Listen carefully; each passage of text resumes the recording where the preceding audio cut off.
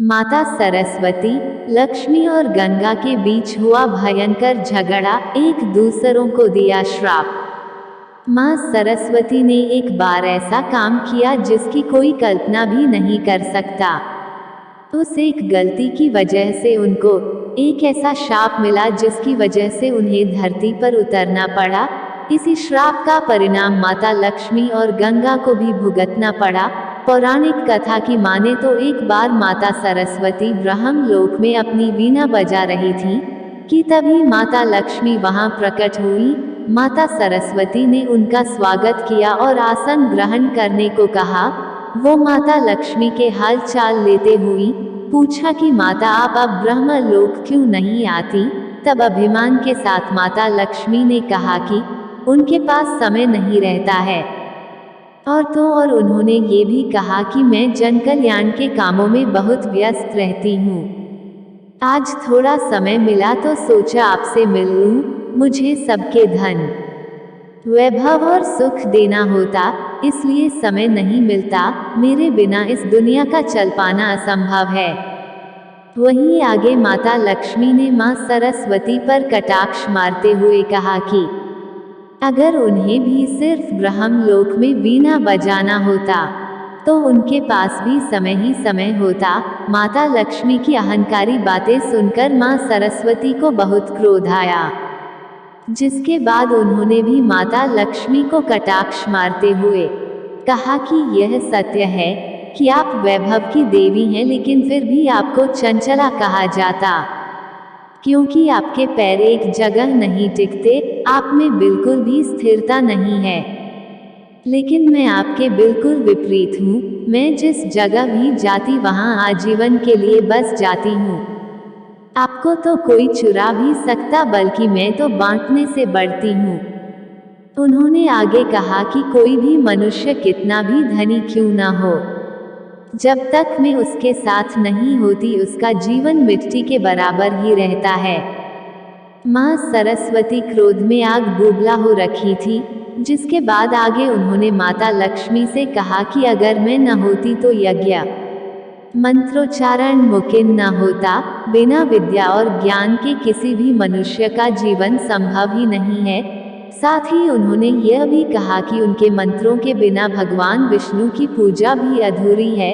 माता सरस्वती के तर्कों से भी माता लक्ष्मी संतुष्ट नहीं हुई और न ही अपनी बातों से हिली, जिसके बाद उन्होंने कहा कि अब इस विवाद का फैसला सिर्फ श्री हरि ही करेंगे। बस फिर क्या होना था, दोनों देवियां इस बात का फैसला जानने के लिए विष्णु लोक के लिए रवाना हो गईं।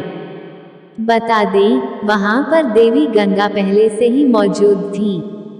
श्री हरि को ध्यान में लीन देखते ही माता लक्ष्मी उनके पास जाकर बैठ जाती हैं, लेकिन कोई भी माँ सरस्वती को बैठने को नहीं कहता है, जिससे वो नाराज हो जाती हैं।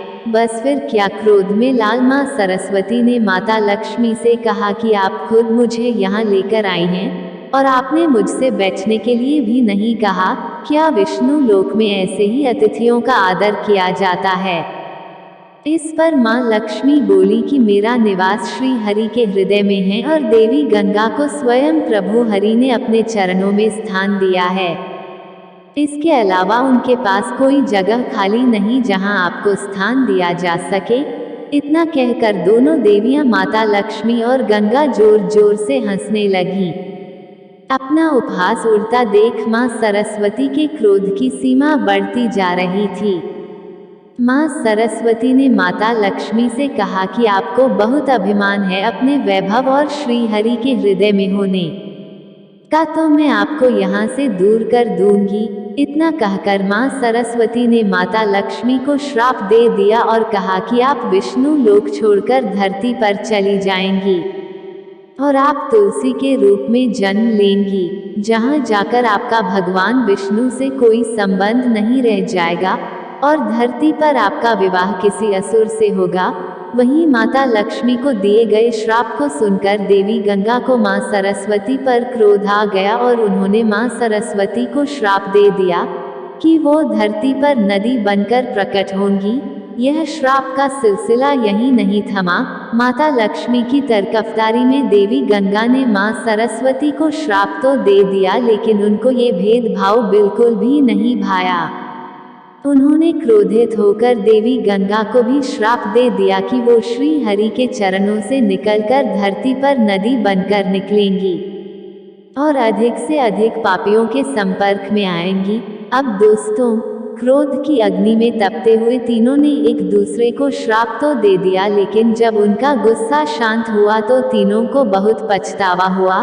तब तीनों मिलकर श्राप से मुक्ति पाने का उपाय ढूंढने लगी, जिस पर भगवान विष्णु ने कहा कि श्राप का फल तो आपको भोगना ही पड़ेगा, लेकिन कलयुग के 10,000 साल पूरे होने के बाद आप सभी देवियां पृथ्वी से अपने लोक में आकर वास्तविक स्वरूप में आकर मिल जाएंगी।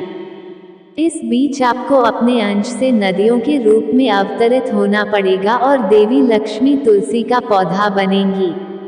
माना जाता है कि देवी सरस्वती अब अपने लोक को लौट चुकी हैं और अब गंगा के स्वर्ग लौटने की तैयारी चल रही है।